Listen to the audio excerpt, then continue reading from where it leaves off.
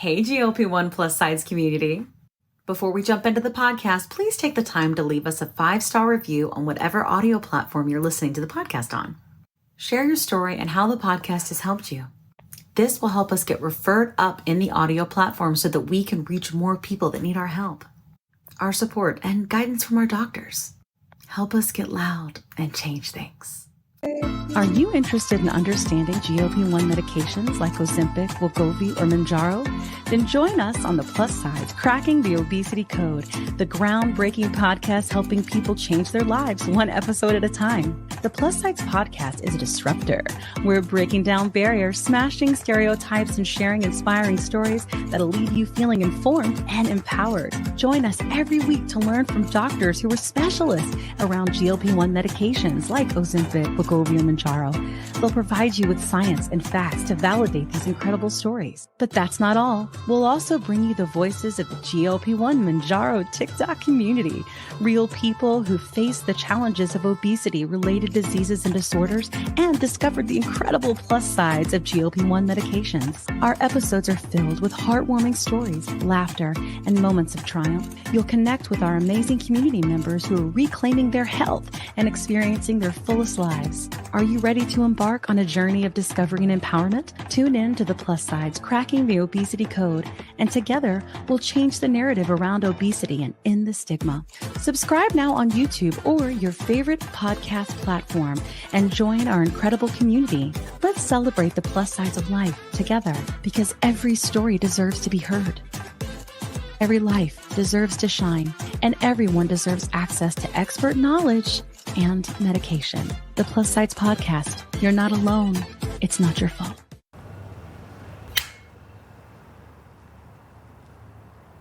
"20 seconds a week to lose 20% of your weight in a year with diet and exercise." That's the power of GLP-1s through Ro.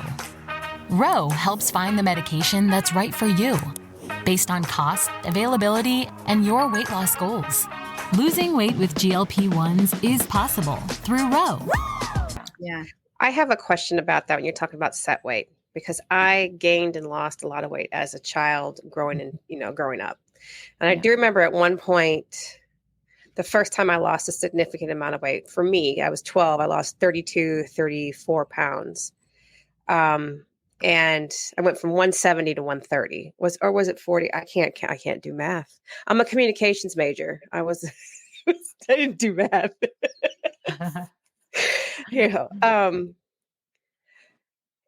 Did I start to create a set point as I grew in? Because I slowly started to gradually put it back on a little bit as I got older and into my teens, and then it would yo-yo. Right. So would that be the beginning of playing with set weight? Does that? I think sense? You mean like you've set your set point higher because of the initial cycling that was happening? You mean? Yes. Kat, I don't think anyone knows yet. Yeah. Like, I don't think anyone Anybody. knows like what the effects of rapid weight gain in childhood and rapid weight loss in childhood, because as you know, like after you've reached puberty, your body is like in a certain, like a growing body is it's even more complicated. Yeah. And there's definitely something, because we know like if you gain weight rapidly in the first 2 years of life, you have an increased chance of having obesity later. So we know some things, but that specific question, I'm not sure. It's a great one. And it's stuff I hope science continues to uncover, but I'm not sure that we know. Because if we did, I think we would be counseling a little bit differently. Yeah, I think that's why they call it like the theory too, right? The idea of the theory is that it's not necessarily like a proven, but it's a working theory. And like I do think I have had that same experience, like since I was a young girl, like 20 pounds, 30 pounds, up 20 pounds, up 30 pounds, up 40 pounds. I've been doing this my whole life. My first cycle at 8. I think my mom always sort of struggled with maybe 10 or 20 pounds, not a ton. And she was actually always, I don't know, I would say sort of kind of like bordering on petite versus normal, and very athletic. And she had my middle sister, and I was 8, and she was trying to lose the baby weight. And we went on Weight Watchers together, and I was 8. So I remember standing over a rice cake in the kitchen with her, drizzling chocolate sauce in the 80s. Yum. Something that would taste good to our brain so that we could go to sleep, because that's what it was like for us, right? But my mom thought she's a very good, kind mom. She thought she was teaching me to eat, how to eat, right? Yeah. She thought, oh, Weight Watchers is everything in moderation. I'm teaching my child how to eat. I'm teaching my child how to choose a rice cake with syrup over a piece of cake that may harm her, right? I know my mom really well in her heart, and for sure that's what she was doing. Of course, yeah. That is not what it taught me, and because it was a diet, a restrictive diet, and that's not what it taught me. But I think that we were also very close because we went through a lot of trauma really early. And so it was just, we were like closer in age. She had me pretty young, so it's just sort of a different dynamic in general, more like friends sometimes than mother-daughter. And I think also helping raise my sisters and stuff like that. Like, it was just because of the age difference, right? Because of the babysitting and things like that. Like it was just a different dynamic. And so in general, like when it comes to like choosing food, I remember from a young age, feeling like I needed to feel better. My mom and my dad, or my mother and father, divorced very young, when I was like a baby. And then she remarried my dad, and my dad's great. I love my dad. And he eventually adopted me, but he is fantastic. But I had a lot of feelings about that. You know what I mean? Like, and I didn't really know what to do with them. And looking back, I think I solved for them by controlling my food. And I used to stay in the bonus room in our old house, and I would come down the stairs in the middle of the night, right? And I would soothe myself with food. And then I remember coming home from school and being so glad that I could eat by myself. And there was no one there to judge me. I could eat what I wanted, how much I wanted, because I was latchkey, right? No one was going to, come at me. And that like continued to be like a behavior that I would perpetuate like for the rest of my life, and even now, though I will say, now that I've gotten to a better metabolic state with GLP-1s, it's still a behavior that sometimes my brain tries to do. The difference is I catch it. And I go, I don't think that's what's actually happening here. Let's make a different choice. Like Kat was talking about, like, for you guys get here. But, so I think that was like, it's interesting, like what happens to us and the trauma of that. I recently made a TikTok. I think we're all free flowing now. I recently made a TikTok where one of the doctors that have been on our show, that's an obesity specialist, said, I've been asked to kind of help educate other doctors about obesity and how to treat patients. Like, what would you want them to know as a patient? And I said that you should ask for consent. And that has been a very controversial thing with people. And what I meant by that is consent to talk about your weight. If the person's not there to talk about their weight, just ask them, can we talk about it? Not because the intent is for them to go, no, we can't, right? But the intent is to make them feel more comfortable and in a safe place, because you're asking permission to talk about something they likely have a lot of trauma behind. And I've had people that even love doctors that love the show that have made comments on this podcast that they're like, that changes the power dynamic and I'm not going to do that and stuff like that. And which I think is absurd. And other people are like, no, the doctor never has to ask permission to discuss my weight. That's ridiculous. He's the doctor. And I'm like, but he's supposed to be like your partner, like, but it is very controversial. Like it's, not most people. You would be happy to know. Kim, you would be happy to know in the first few pages of the AAP guidelines, they recommend asking for consent. So yeah. Like, so can we talk about it? It comes to your children and also you to ask for consent. Yeah.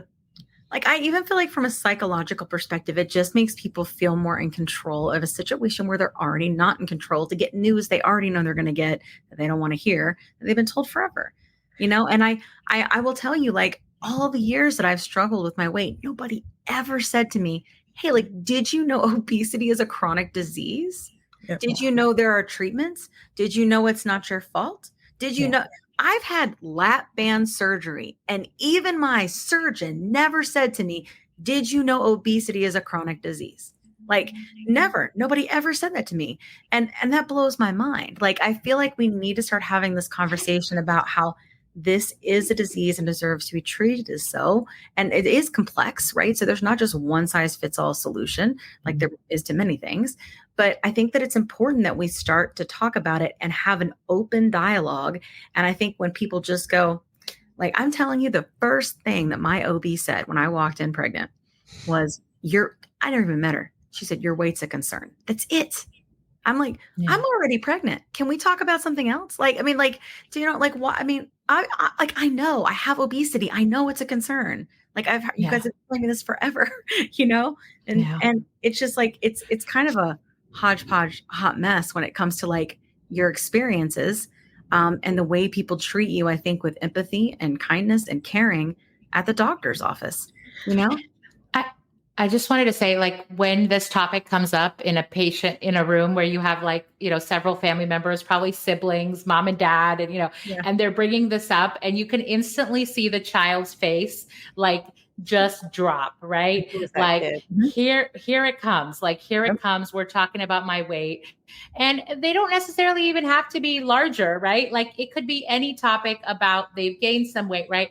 And like, I mean, and I know Sammy's very sensitive about it, but like I've lived through it, right? So like I'm even like more, I just feel it, right, for them.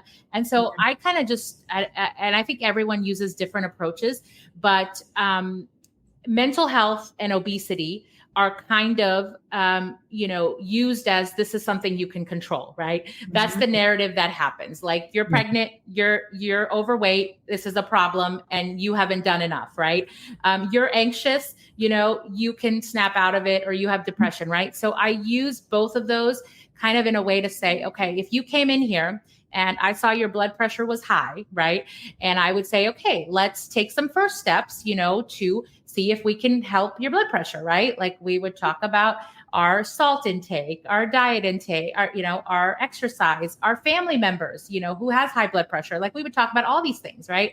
And then the next time you come in, I would say your blood pressure is still high. We've tried all these things. Now we have to think about the next step, which is medications, and everything is like a risk benefit. Of course, every medication has side effects. Antibiotics have side effects. But when you have a pneumonia, you're going to take the antibiotic, right? Because now the effects of that pneumonia are way more detrimental, right? Same with obesity, same with anxiety, same with depression. If you're able to manage it conservatively and it's happening, you're able to do it.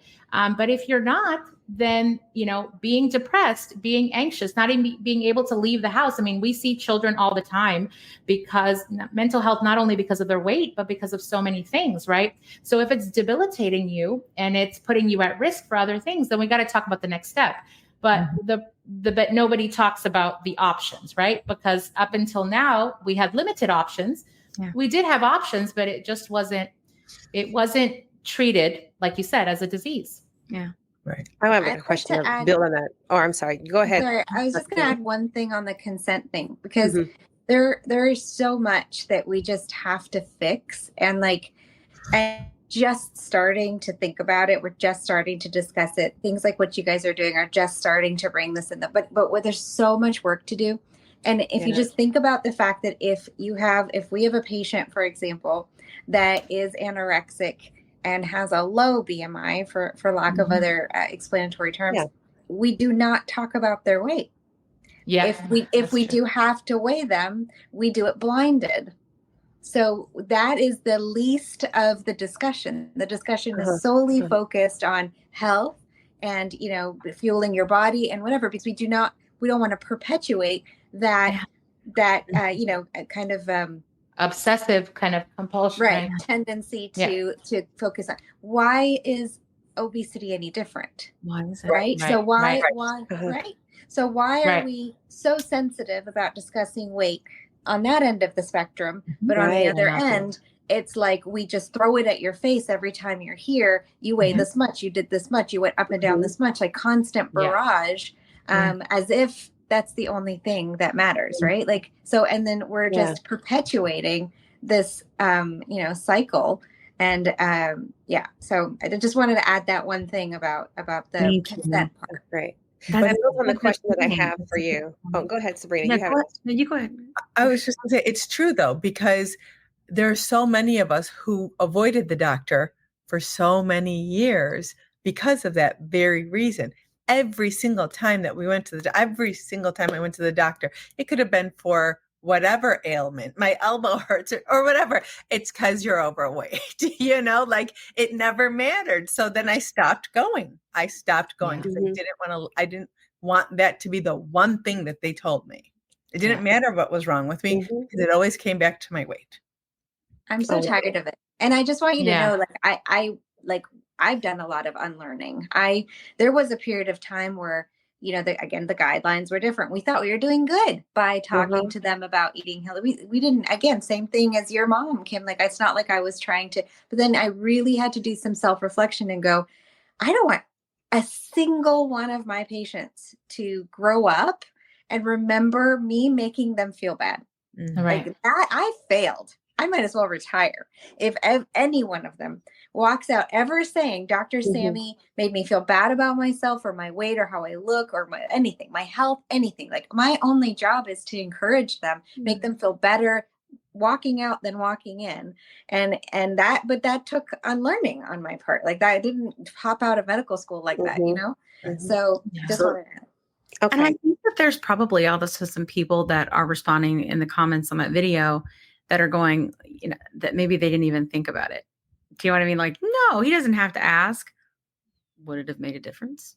Like, you know what I'm saying? Like, just think about it, right? Like, and commenter, who's a doctor that watches this show and has made that thing, I hope you will just think about why you don't want to do that and have some self-reflection, because this could change the patient experience and then change the treatment and change the outcome if you would just show a little bit of kindness, empathy, and emotional intelligence at the very beginning of the conversation.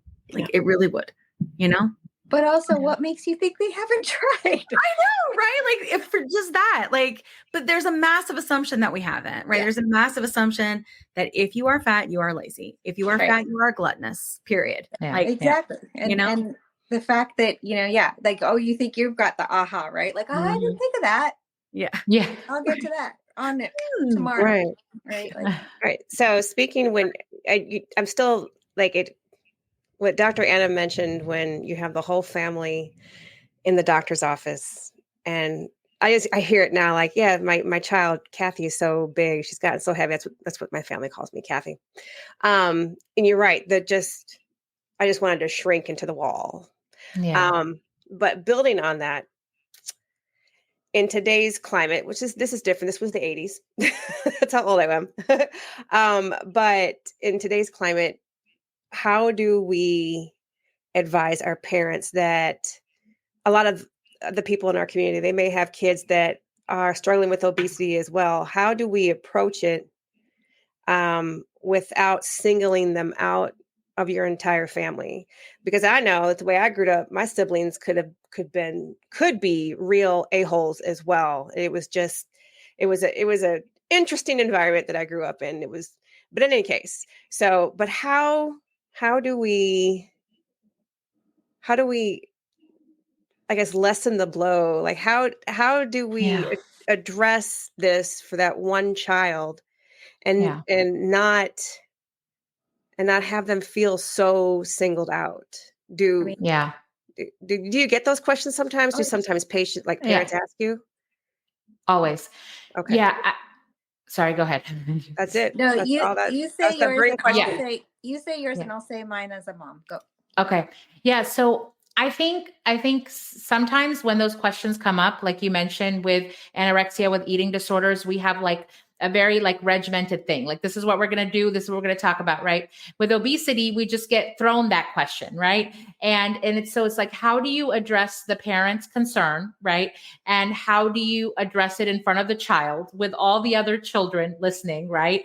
And then, do you separate them? Right. Do you have individual discussions? Right. There's a lot to consider there. And there's the family dynamics and all of that. So in the beginning, I personally try to say, to me, and kind of what I tell them is, I'm not really looking at a number. Like, I'm not isolating and saying I'm looking at a number and you're this much weight and you're this much weight. Like, I'm not looking at numbers, I'm looking at your overall health, your overall habits, what your trends are. I'm looking at all of that. And so I try to use my experience a lot. And I feel like those kids that kind of their face dropped, I feel like when I make it personal, like about me, I did have this, I was always the larger one in the family, and, and so when I think I make it personal or I make it anecdotal, then I try to diffuse as much as I can to signal to the parents that This is no one's fault. This is, there's multiple things in place, and we're going to discuss it in terms of health in a safe place. And there's not that judgment and blame. And so I just try to set that tone as kindly as I can. Not for the parents, because we're all, like Sammy said, we're all doing the unlearning. We're all doing the work to hear what we say. Even as physicians, even as parents, we're doing all that work. And so if you approach it with empathy and kindness, and then when you kind of set that tone where like, this is not one person, we're talking about habits for everyone. We're talking about goals for everyone. So, all of that. And you can't really demonize food either, right? Like we talk about socioeconomic status. We talk about parents working multiple jobs, what they can afford to put. I cannot make them feel bad about the McDonald's and the things that they have access to, right? And so it has to be very not being perfect, but making little steps for us, for our bodies, doing little things that we can do that takes the pressure off, and it doesn't isolate anyone or blame anyone. I mean, I don't know. I'm still figuring it out. Yeah, but it's hard. I think that's probably different every family, Yeah. I can say, let's take you, for example, Kat. Okay. You come in my exam room, you've got your siblings there, and then your mom brings up the concern. I do now, my approach is to not put attention on you, that patient. So I immediately will be like, hey, guess what? Bodies come in all shapes and sizes. I couldn't care less about, I don't use those words, but I say like, I do not, the numbers for same as Anna don't matter to me. And then I go, there's 4 pillars of health, and I address the whole room, brothers and the patient. Yes. Who knows what the 4 pillars of health are? We kind of make like a fun game out of it. Like, sleeping well, mental health, get our bodies moving, nourish our bodies. That's what we're aiming. So what we talk about. So then I'll be like, hey, brother number 1, like, do you think you hit all of those? Where do you think you could do better? And then the mom will be like, well, I think sleeping, you're really cutting down on that. So then it kind of just diffuses the situation where I'm not like, hey, you one patient that your mom just brought up. And then I want all of them to do all of the things. Right. So I don't honestly care if for lack of a better word, skinny brother is skinny, but then isn't taking care of his mental health, is eating bad, is not moving, and so is not doing so. I'm equally as concerned about you, and I want mom to be as equally concerned about you. And chances are the person that they're worried about is the one that's trying the hardest because of our society. So that's how I kind of broach it now. So where I'm not putting like the focus on that person, and I'm just talking about what healthy means. It's like a whole, it's a whole thing. But then again, as a mom, I struggle with it because of society. And so from the get-go for us, it's been, we don't comment on other people's bodies. And if we want to describe other people, we find other descriptive terms to describe them to each other. And we talk about, people's positive attributes, and we try our best in our household to do what Anna's parents did, which is like a barrage of compliments all the time that are not always, it's not always like a superficial thing either, right? Like, you're strong. Oh, wow, you learned that quickly. Look how much you worked hard on that. Look, we're just constantly like, good job. I really appreciate that. I think that's, I guess the key is to not single out that child and make it a whole family thing. Like, we all are in this together. Like, we're all going to work on bettering our health, not just that one sibling. Because, by nature, kids can be little, jerk holes to each other. So, sometimes jerk holes. And almost signaling out the other ones, like Sammy said. Like, I'll say, look, like, it doesn't matter to me if you're here or you're here, because we're all different heights, we're all different shapes, right? Yeah. But the key principles are the same. And like, you have to remove like you said, the focus from that one child that's feeling horrible at the moment, Yeah, absolutely. But we have so much individuality too. And that's one thing that I just, the reason that this whole video came about, that got us like talking to each other. I hate generalizations.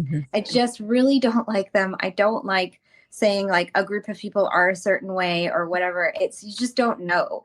I have the patient that comes in with the siblings, that's got that situation. And then I'll have a 17-year-old or 18-year-old that comes by themselves and says, Dr. Sammy, I've been trying to lose weight. What do I do? And then for that one, I'm like, wait, why are you trying to lose weight? What are your goals? Like, we're having a whole other conversation here.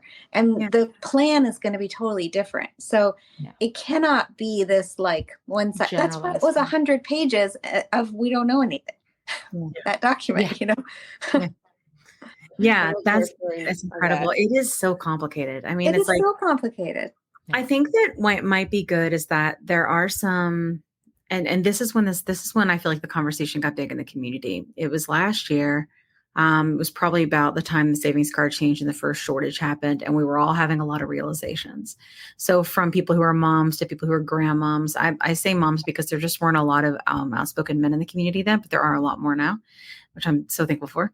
But they were like, okay, so this is the solution for us. What about our children? And that has been I feel food has definitely been a very dominant voice in my head. That's not the main focus anymore. Dieting, exercising, and adding GLP-1s through Roe is a game changer. I have such a sense of mental freedom since I started with Roe. Food no longer controls my thoughts. Family time used to revolve around food, and now it revolves around what we're going to go do together. I feel like a very complicated decision, because it is still said that when you get off these medicines, you're going to gain it back. Like it's a very, very common thing, because it is what most of the studies show, right? But we know that that's because of obesity, right? We do know obesity is a chronic disease. We know it's multifactorial. We know it's a chronic inflammatory condition, right? But we do know that ultimately the chronic part is one of the most important pieces, right? And I think that when we are talking about, like, especially young girls who are struggling with their cycles, right? And possibly PCOS and things like that, we learned that it's taking, from one of our endocrinologists, that it's taking about 5 years for an adult to be diagnosed with PCOS, right? Okay. So how long is it taking for kids? And do you see that in adolescents? Like, or is that, because I feel like I don't even know what age, because I don't think I started going to an OB until I was probably sexually active. So I'm curious, like, what your experience has been like with that. I mean, so I think because as pediatricians, we're seeing kids so routinely, and we're seeing them in these very specific intervals for the most part, right? That I start talking about puberty, before we're even close to that, right? So we start prefacing, we specialize in preventative care. That's why we went into pediatrics, because we're always trying to talk about things ahead of time, so that we can do the best to prevent problems, and so when it comes to puberty, I'll have that discussion with families, whoever is comfortable and wants me to have that discussion, right?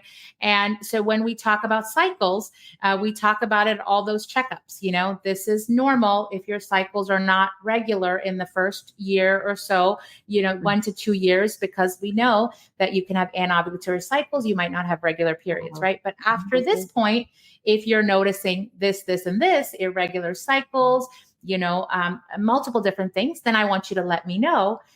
So we do refer children to gynecology. They don't necessarily get the full well woman exam, younger kids and the ones before they're sexually active. But we do assess hormones. We do imaging. We try to be as proactive as we can to kind of recognize it and treat it as early as we can. Yeah, that's awesome. Sammy. Yeah. Do you guys hear kids ever describe food noise? Whether they've tried one or not, or whether they've tried one or not. Like, did they tell you about it? Like, whether they what? Sorry. Like, do they ever say, like, I always think about food, or I'm always hungry? Like, did they ever use that always word? hungry? Yes. Always. Yes. Yeah. That is a very common descriptive term, not only from the kids, but from the parents as well. From the parents. So yes. Yeah. I think there's such a difference in those things, right? Being always hungry and always thinking about food, And have you guys had experience treating any of your adolescents with a GLP-1, or do you usually refer them out? Yeah. It's still, I have not incorporated it into my practice. I haven't even been asked, honestly. Maybe one case, one specific. It was actually the Prader-Willi patient that yeah. And I felt that he particularly needed more specialized attention, and so we work in we're in a really nice area where there's like adolescent specialists and gynecologists for pediatricians for kids. So, I mean, we have access to a lot. So that one I got help with, but I'm definitely not opposed to it. But I feel for us still quite new. Yeah. I mean, it is though. Like, I think, I'm trying to remember like how long it's been since Saxenda was approved for adolescents. I can't remember. But it's been a while, I think. Yeah, it has been a while. I mean, so I know Victoza came out 2012.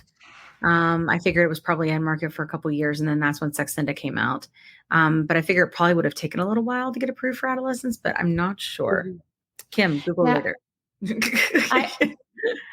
In my experience, I have had some families that have experience with GLPs themselves, and then they are very, pro, and they want to be very proactive for their children because they're seeing some of the same patterns. And so I've seen a lot of them take charge and sometimes even go to other clinics, that could be doing it, which I don't necessarily always know what the credentials are for those providers that are, so, and I think in the future, because of my own journey with medications and weight loss and all of that, I feel like I would be willing to. But like you mentioned, I feel like the studies are still, lacking, especially when you incorporate growth and development. And so that is the biggest thing I think that's holding me back. But I let them know very early on that there are options. And I let them know very early on that we're going to do everything we can to help them on this journey, whether it's mental health, whether it's, food noise, whether it's genetics, whatever it is, like, all I can say, and I'm going to do everything in my power to get you those resources to what I can. And we're going to start with the basics and we're going to work our way up. And then at each step, we're going to check in and we're going to decide, what is the risk and benefit of every decision we're making? And we're not just going to say, okay, you're going for surgery, you're going for this. And, everything is going to be a very, it's going to be a comprehensive discussion. And if I would want them to have the best care, the most specialized care, if they're going to do something. So like we send them to gynecology, a lot of times we can do a lot of that testing, but I want them to get specialized because like Sammy said, we have access to that. So we can utilize that. So if we have obesity specialists, Thank you for doing that. Like the amount of doctors that will just say no. And will make some offhanded comment like that's only for diabetics, as opposed to just referring to a specialist blows my mind. Like it happens so often in our community. And I will say one last thing too, that I definitely do prescribe other pharmaceutical options other than GLPs for obesity. And I'm going to leave it there because the amount of hate we get when we go into detail with regards to like big pharma and all that stuff. But for sure, we do treat obesity. We just haven't delved into the GLPs. Yeah, I get that. I mean, I think, like you said, like there have been many treatments for obesity. What the obesity specialists and endocrinologists on our show have said is that ultimately the treatments we've had in the past are treating more of the, like we talked about, I'm hungry all the time, the symptom of the disease, as opposed to the actual dysfunction, or we know generalizations, right? Many times like the biological dysfunction, the insulin resistance, things like that. But I think it's also, like you said, it's different for kids versus like when you're starting to become an adult, but that's what a lot of them have said is that's what the difference is, right? Is this is treating the thing that's wrong. But I think there's a question at what point when a child is in development and has obesity, is it able to be treated by treating the symptom right? And getting your body into a good place to maybe where it doesn't fully develop into, obesity. I hope that they do more studies on that. It does make parents terrified. I know when they hear about these studies being done for very young children in the news, right? They're like, what are they doing? And these shots in our kids and all this different stuff. And you're like, that the shot is like, if you're listening to this, please just know that's just how it's administered. Like it's just a subcutaneous needle. Like it's not, hormone replacement therapy or anything like that. Right. No. So I want everybody to know that, like, I think that it's an option. And there are not a lot of obesity specialists, and there certainly are not a lot of pediatric obesity specialists. Right. Mm-hmm. So I think it's wonderful to be able to have a candid conversation with your doctor and say, can we talk about my child's weight? Right. Yeah. And, and I think that that's good that if doctors are receptive and are able to refer them to the place that fits them best. I think that's great. Yeah. You won't get that hate here. People are very on this podcast. Like people, no, they want this information. I would say our other childhood obesity episodes have done very well. If it helps at all, I will tell you that the majority of the people that have been on this show that have struggled with childhood obesity, which is the majority of the people that have been on the show from our community, have all said that they would have loved to have had something when they were in high school, especially because of the social ramifications dealt with in high school by not being able to participate, in a lot of different things because of their weight, which of course made them feel more outcasted. And then of course that affect their mental health. So many people have said that if it was an option, then they would have loved to have known about it. Mm-hmm. So I hope that we can do more to, possibly, maybe it's less around 12, right? But maybe it's more around 16, have more conversations about what that could mean for these adolescents. And I hope we have more studies soon, for sure. Yeah. Yeah. I hope so too. It's really much needed because we're in the business of prevention, right? And that's the key. The prevention is where I found a manure. I've actually got a question. Much of the public may think that they know the long-term effects of childhood obesity. However, can you share with us what some of them are and how long-term psychological effects as well? Yeah, I think it's a lot of the stuff that we did talk about, at the basis of it, it's an insulin resistance issue, right? Whether it's obesity, whether it's PCOS, whether it's diabetes, we call it metabolic syndrome, right?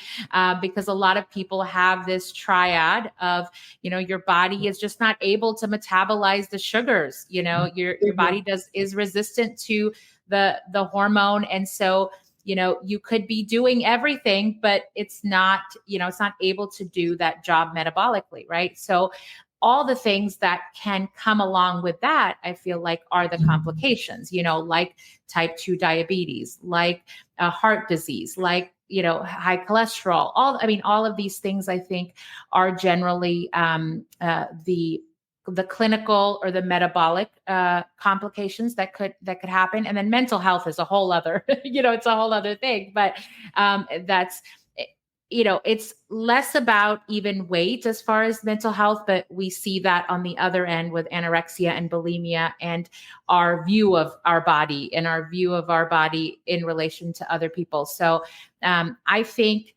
but those are kind of the top ones that I would think about. Yeah. I love it. It's very, very helpful. Yeah. Thank you so much. This has been a lovely conversation. Is there anything that you guys wanted to share with us? I do feel like that we didn't dig in too much around, and if you would indulge me just a little bit, Dr. Sammy, in your video where you were, and this is like my take, so it's okay if it's not yours. But in your video where that person was commenting basically on people choosing to be in a big body, I think a lot of that, as someone who's been in a big body forever, has to do with sort of the body to body positivity movement and messaging that we're all choosing to be in a big body when really the majority of us are just giving up and trying to survive. Yeah. Right. Yeah. And I think that there is sort of this common misconception that people are like, you're choosing to be big. You're choosing to do all of these things. And I'm curious what your take is on that. Yeah, I mean, if you want to take my blood pressure right now, it's probably rage. That really gets me going. Because first of all, that is super judgmental And it's very, there's a lot of assumptions made there, and it's insinuating. It's insinuating that you didn't try hard enough, that you didn't try diet and exercise, and you chose to be the way that you are. They were your lifestyle choices. And which, as we just unraveled in this whole podcast, is the furthest thing from the truth. And nobody chooses that. Nobody just, wakes up. I just want to, I hope we get away from that. I hope we get away from it. Like the same way you didn't choose how tall you are, you're not going to choose, how the rest of your body looks. And this is, again, the cards you've been dealt. And just because somebody else was dealt a hand of cards that made it potentially easier for them to survive in this society, it doesn't mean that they get the right to walk around and tell everybody that they chose and that they were choosing differently. I hope, Anna, that it's okay for me to say this, but we've now been friends long enough. I will tell you guys, I eat more than Anna, and I always have. Period. The end. So if you don't want to talk about choices, I've watched her. Sadly, when she was talking at the beginning, I was like trying not to get teary-eyed, because when she's talking about her diets and the restrictions that she's done, like I've looked at it and I didn't, and she's not my only friend that has struggled with this. I didn't know how to help, and on one hand, you don't want to be a jerk and like, because I've not been through it, but on the other hand, like, you're watching her essentially torture herself. Like, again, like she cannot have fruit. And I'd be like, so is this like forever? You can't have, you love grapes. Like you can have grapes forever. Like, and then she would just be like, well, until I break this plateau I'm at, or maybe until da-da-da. And like, I've seen it, for years and years of her just trying like this and this and this. And so she chose correctly per people's standards and still did not get the outcome that she was aiming for or hoping for. So yeah, if you want me to, if I could talk about that all day, it just riles me up and my blood pressure goes real high. So that's when I'm gonna start cussing. We do that here. It's fine. This is an adult podcast. Yeah. I mean, I think we have a friend, Dave. So Dave has a YouTube show where he talks a lot about like the news and what's in science with these medicines. It's fascinating. You should watch it, especially if you're like on the go and you just like want to hear some stuff that's just coming through. Like he breaks it down really great. And Dave was on our show recently again. And Dave struggles with obesity and type 2 diabetes. And he's had a lot of success on Mounjaro in terms of like, I want to say like 30 or 40 pounds. But ultimately, so in terms of his like the weight, it's not like this huge amount of weight like a lot of the other people to deal with, right? But he does have his A1C is in a good place, right? But there's a struggle there. And he mentioned, because he's writing a book about his experience, and he was saying that when he was very young, that there was as he was eating like a cutie or an orange, and somebody just kind of coming at him and being like, you don't need those carbs. Those carbs are going to make you big. Those carbs are going to make you fat. You don't need those sugars. And so then he started thinking the majority of his life, he needed to be on keto. Right. And that was a horrible like cycle for him. And I think we all need to think really long and hard about how we talk about what our kids are eating when they're eating them.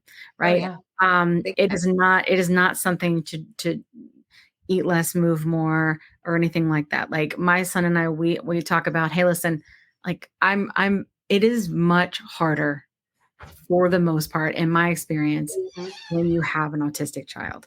Food is, it's a hard conversation. It's hard enough just to get him to eat. Like, so because of textures, like there's so many different things like that he will have reactions to and meltdowns to, right? If it's not the way. And I get a tremendous amount of judgment as his mother for whatever I do or don't let him eat. I mean, even from my parents. And it's gotten to the point, even with my parents, where like at some point, like they made my son a hamburger on the grill. They made it in foil to try to like it like where it wasn't like have texture. It would be a better texture for him.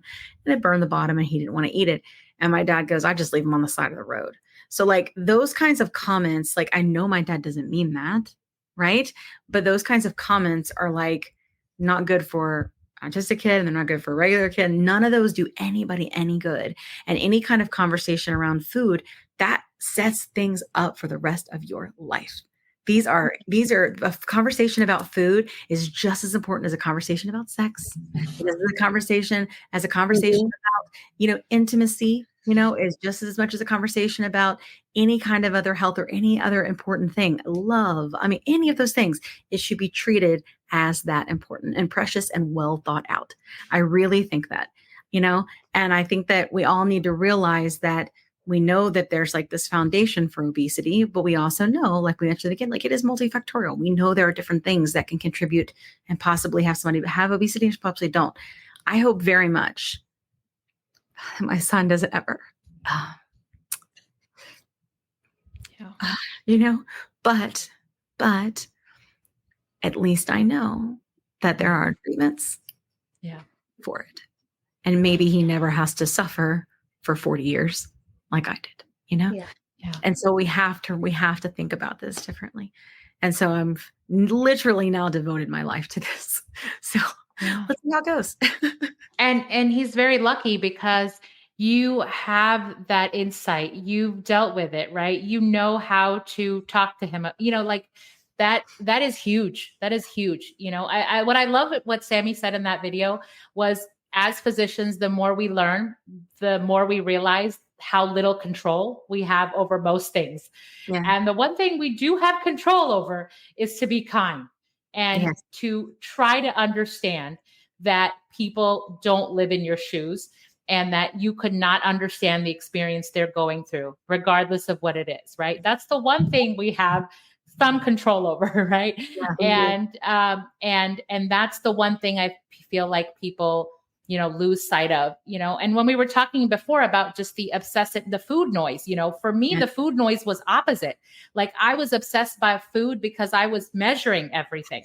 I had gotten to that point where I was calculating how much protein I needed to have. And I grew up vegetarian, so for me, it was very difficult to, and I couldn't eat that much. And so I had to get massive amounts of protein, to be able to counteract, to maintain the weight or lose the weight, And so I think I was doing it so clinically. I was obsessed about food. And then once I found that there were options, like GLP, like other options, and I don't know if you guys saw that Oprah, I think everybody saw that whole Oprah special, but it was like, the only way to describe it is that you get freedom, whether it's the freedom of not having the food noise where you only think about that, or it's the opposite where you're obsessing about how do I reverse this cycle, and I had a little bit of like, I'm going to beat this, I'm going to do it. Right. Like I have the knowledge, I have, I've learned about how things work. So I'm going to crack the code. Right. But that alone tells you that we don't have the choice, right? Nobody can crack that code. Right. And you could do the best you can, but even Oprah, who has every resource at her disposal. Every single one struggled with obesity, right? Yeah. Like we had, I don't know if you guys know, we had Rosie O'Donnell on our podcast. We were, it was our, that was a great episode. I loved it. Yeah. And she was talking about, this was a year ago, and she was one of the first celebrities that came out and was like, this should be for everybody. Because I didn't always have type 2 diabetes and now I do. And it sucks. Right. Yeah. And she talks about it very openly and very candidly and talks about her weight story and all. But she makes a comment in there. She's like, even Oprah, like, she's like, but it's funny though, because when she's so candid, when Oprah came and said like, I'm taking a GLP-1, and I was like, well, the article says that she's doing it for maintenance, and really goes, she got on my live with me on TikTok. She goes, I don't believe that. I think she was always taking it. And I'm like, who cares? Like, I don't care. Like, as long as I think it's amazing that she's come forth and said anything about her health, but it is an example of like how obesity doesn't care, right? They don't care how rich you are. They don't care, or anything like it. It's coming for you, So it's like, I think we have to, like you said, like the amount of kindness and just like, into the doctors out there, does any of them that are listening, just having a quick second to say, can we talk about your health? After you've done the weigh-in on the scale, after you've said hello, can we talk about your weight? Mm-hmm. It takes literally, how many seconds is that? Not even one, right? And then just let the conversation flow. But there's something going on there where people aren't wanting to let that go. And which I think is ridiculous. I feel like some people are like, well, if I went to any specialist for anything, I would expect them just to tell me all the things. Why? Most specialists will say, why are you here today? Let's talk about why you're here. What do you want to talk about? You know what I'm saying? Like people have forgotten these like soft skills, like let's get them back in, Well, it's just, if you've been practicing medicine, this is me telling other doctors, if you've been practicing medicine for more than 5 minutes, you know that you can say, quit smoking, quit smoking, quit smoking, quit smoking every time they walk in the room. And until they decide to quit smoking, they're not going to quit smoking. True. And so talk about it if they're open to it. And that's the same thing with weight. We're not doing anything here. You talking about is actually not doing anything. I'm sorry, but it's not. You telling someone to diet and exercise is not working. We know that now. So stop.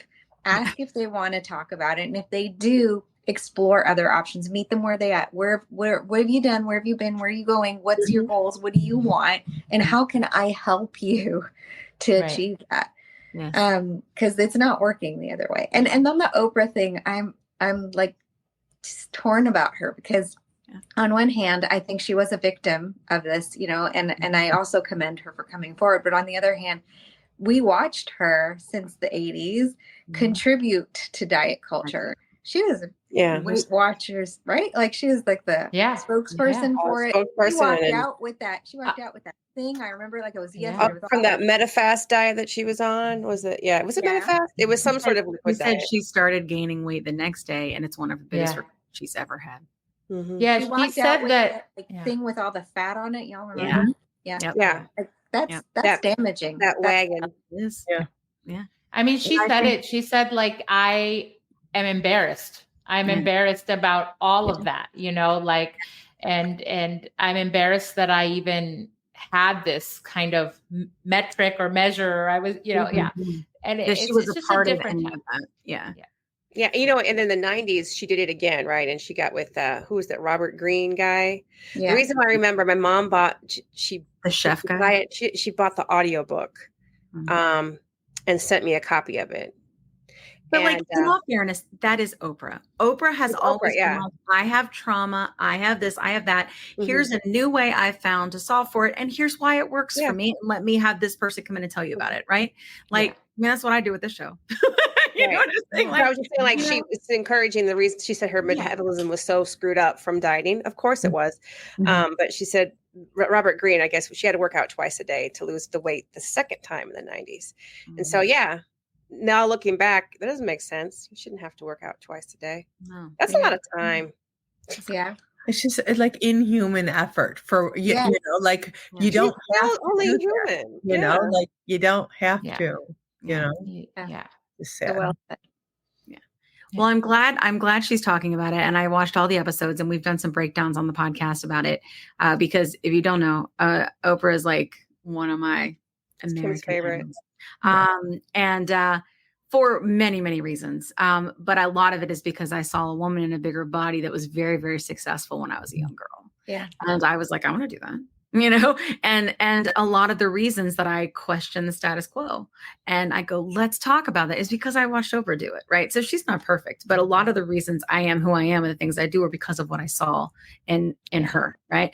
Whether she was right or wrong at the time, and we look back and say, you made these mistakes. I can look back on my life and say, oh, so many, but I think that in terms of this, we can't expect someone that doesn't know anything about medicine to have known about what they were possibly contributing to, right, with diet culture, because she was on the board of Weight Watchers. Like she owned like 8% of Weight Watchers. Like that was a thing. And then she kind of disappeared and we didn't hear about it for a long time. And then all of a sudden Weight Watchers came out and bought Sequence, which is a telehealth, so they could prescribe GLP-1s. And then I exploded on the internet. I was like, and they don't talk about that anymore. Not today. In their advertisements, I don't really see it that much anymore. Yeah. No. They're running ads again. Yeah. Well, you can't get around the insurance company, right? So. Yeah. Honestly, full predictions, and I said it on TikTok, it won't be long before they'll be selling compound. They'll figure it out because you ain't going to meet those numbers if you can't get the medicine to your people, period. That's what's going to happen. Just saying, it's going to happen. Regardless.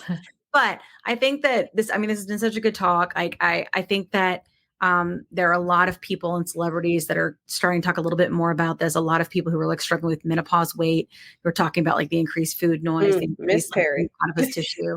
Yeah. And I think it's a good conversation to have. Like, and there are people like a lot of times these people misuse it, right? They take this medicine and they misuse it. However, we are still studying all the benefits of these medications outside of weight, right? Outside of insulin resistance, we're talking about Alzheimer's, we're talking about addiction. Like there's many different things. So I just think in general, if we take a note from your TikTok, let's just be kind and just lead with kindness and open your ears and your heart, and we'll just go from there. And, and I think that's the best way for doctors to behave. I think patients, if we could just all just do a little bit more kindness, I think we could get there, Absolutely. Agreed. Yeah. Well, this has been a lovely conversation. I feel like I went a little longer, but it was great. Thank you so much. Thanks you guys. Appreciate your contribution to our movement and our podcast. And we hope that you'll come on again. And I will put all the links to all of your things in the show notes so people can go, and your podcast, if you're okay with it, so that people can go see. I know you have the first 2 seasons. I'm sure people would love to listen to that. Look, I'm sorry. None of us know what the fuck we're doing with these things. We don't. I'm sorry. We're all just like, it's a crapshoot. Like, you think you do the right thing, and you're like even my conversation about the fuel, I didn't know how that was going to go. It would be great. I think it's really good to have guidance outside of, I just see his pediatrician when he's sick, and then like once a year, So I think it's nice to have that. And I want to make sure that if you guys are open to it, if it's still, on, we would love to have it. Cool. Absolutely. Yeah. That sounds wonderful. I appreciate it so much. All right. I'll go ahead and end, but Plus Sides team, hasta la pasta. We can tell everybody until we see you next time. Bye.